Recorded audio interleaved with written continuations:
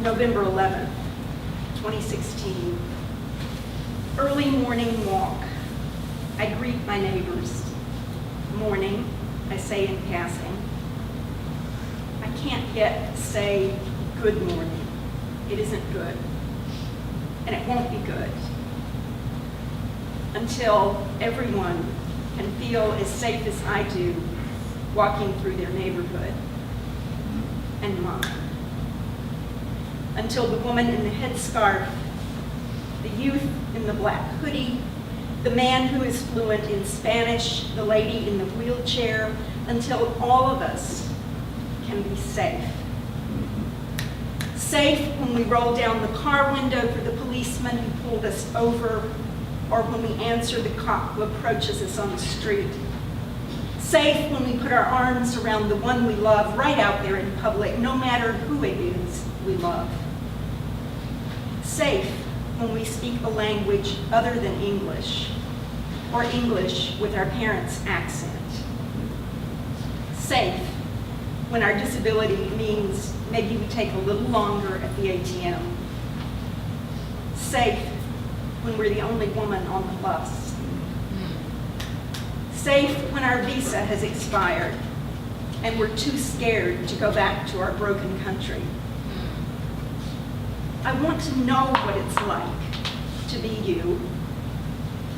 I can put on a Black Lives Matter t-shirt and experience the hateful stares and scoffing comments, but I can also take it off. It doesn't tell me how you feel every day, walking around in the skin you were born with. I can speak Spanish with my friends, but no one assumes I don't speak English. I can wear a headscarf like I did on cold, windy days when I was a girl. We all did that. No one would assume I was a terrorist. I don't ask that we always be comfortable, only safe, because safe is really important.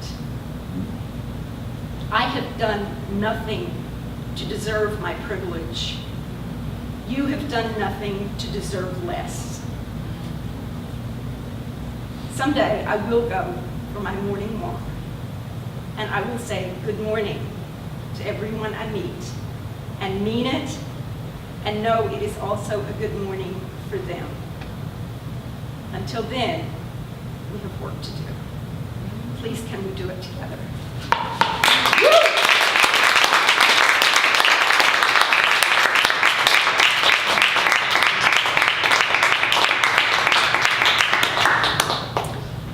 Next up, Hope Ruiz and Brian Grosz.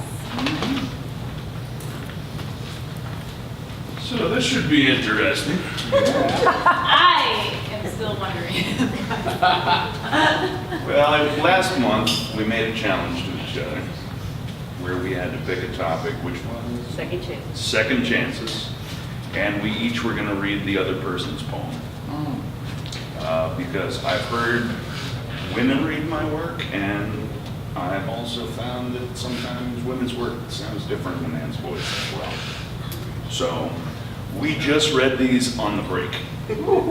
So we're going into this blind. Yeah. You want to go first, Madame? Okay. Just don't drop that thing. Second chances. I don't have much of a family tree.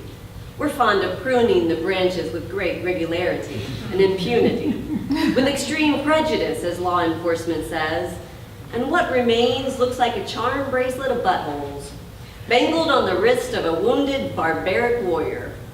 Perhaps it's why people always think I'm an asshole. And without hair, head and shoulders isn't there either to give me a second chance to make a first impression.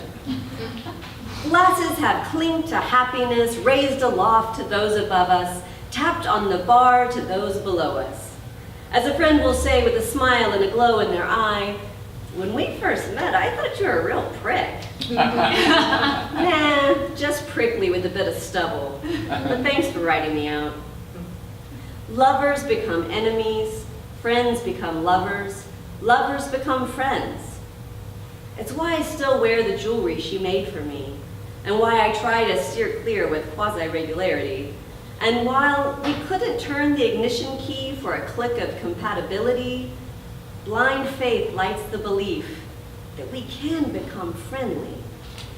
When she sees me and smiles, offers her arms for an embrace, I get disgusted with myself because I instinctively kiss her on the cheek. I cringe at my desire to show affection for someone whom I hoped to be my friend. Once again, one day, but with blistered, ragged, and haggard feet from a long life of running barefoot across hot gravel, broken bottles towards a Zeno's paradox of a finish line, it's clear that yes, I need a second chance. And the only person who can grant it is me.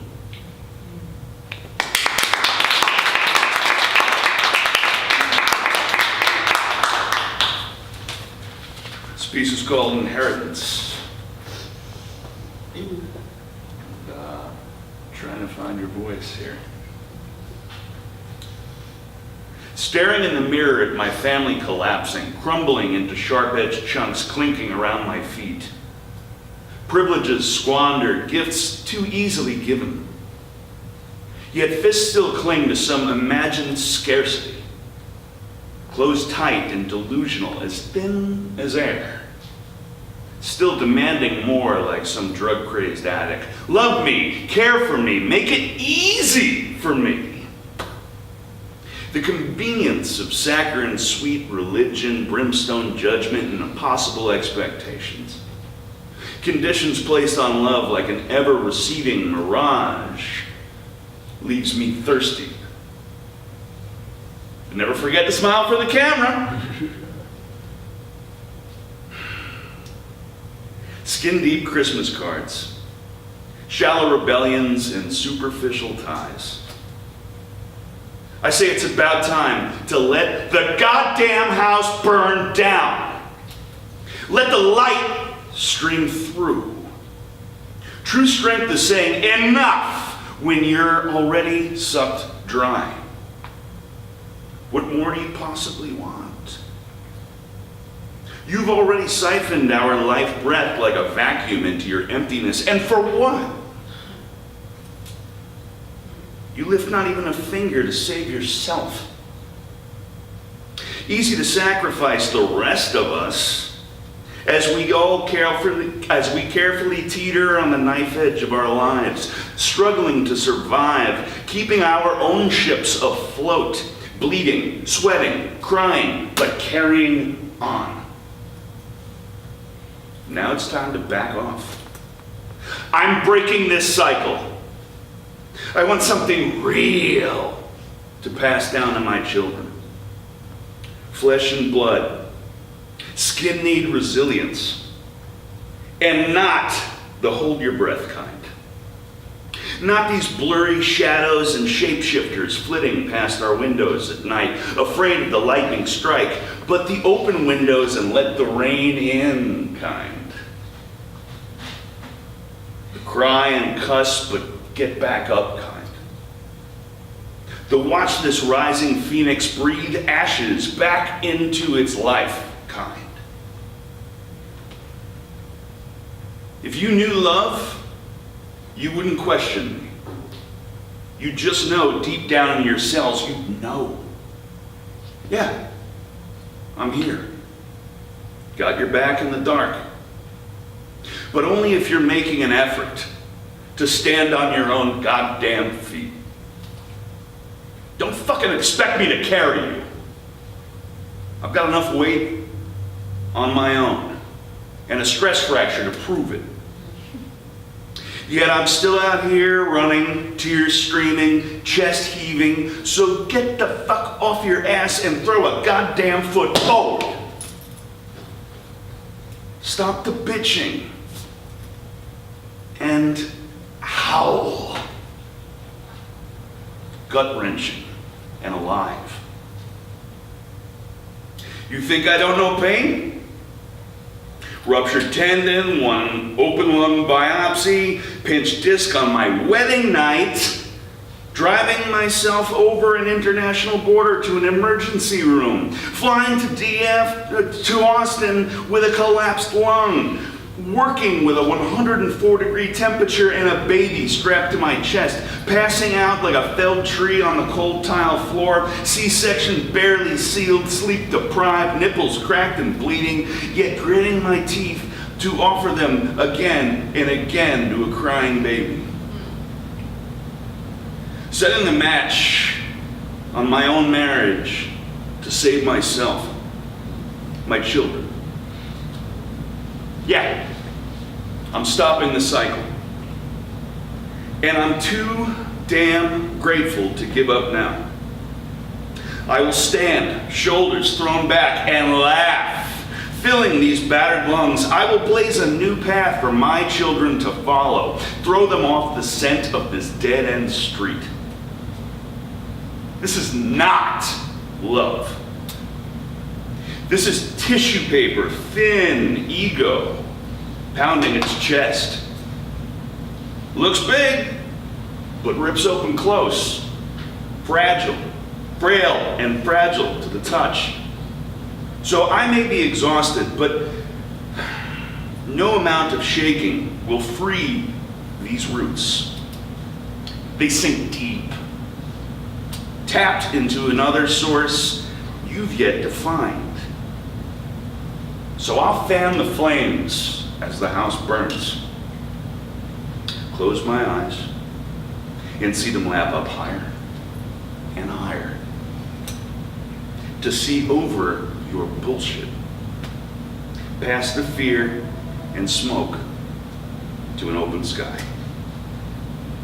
So meet me there, if you really care.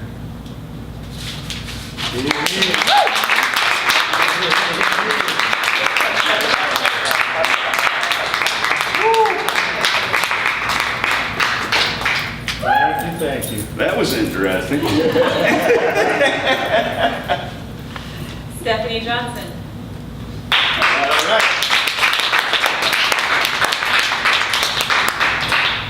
That was very good. Both of you very passionate, and that was excellent. Thank you. I'm hesitant. However, years ago, I sat across from my attorney who said these words to me. You see that line? Don't cross over it.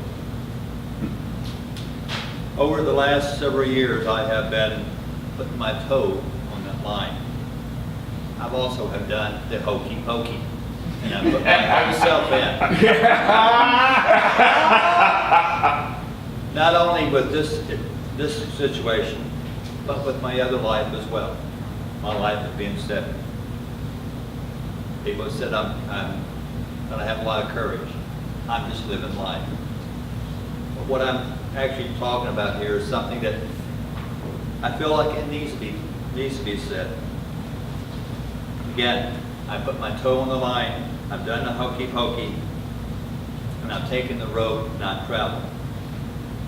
That will always be the road that I will always be on, the road that's not traveled. Mm-hmm.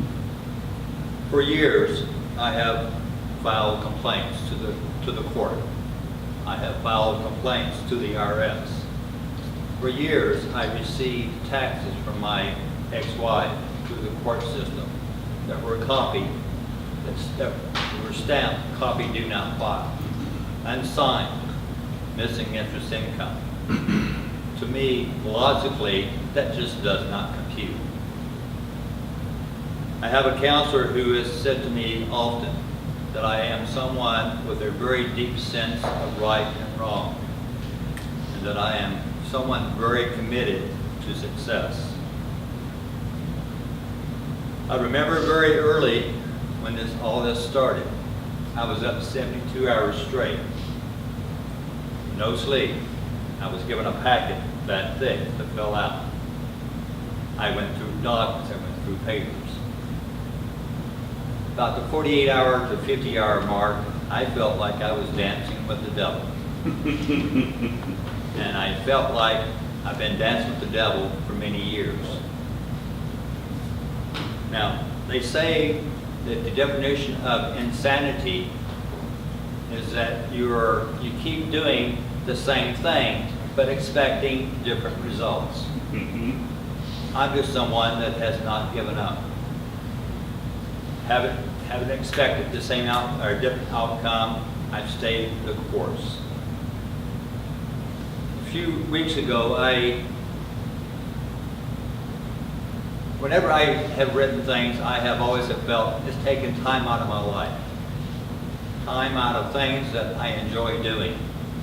One of those just happens to be writing. The other part of that is I enjoy this new part of my life that I'm trying to go down.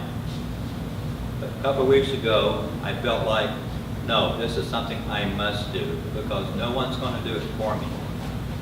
I filed another complaint on the judge.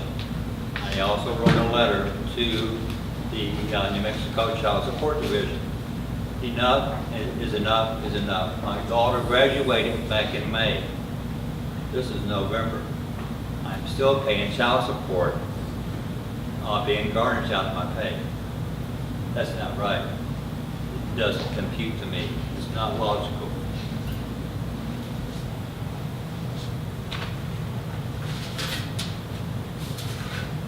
Believe it or not, I have sat here just while all of us have been here and have put all these words down on a piece of paper. Words are powerful. One of the reasons I enjoy coming here because I enjoy hearing everyone's words. I too am a writer, and I can see just how important words are. Let me ask you a question. What muscle in the body is the strongest? Someone says mine. Anyone else? So, That's what I was going to say. Tongue. For those who don't believe it, please stand up. For those that don't believe that the tongue is more powerful, please stand up. And if you do, please stand up.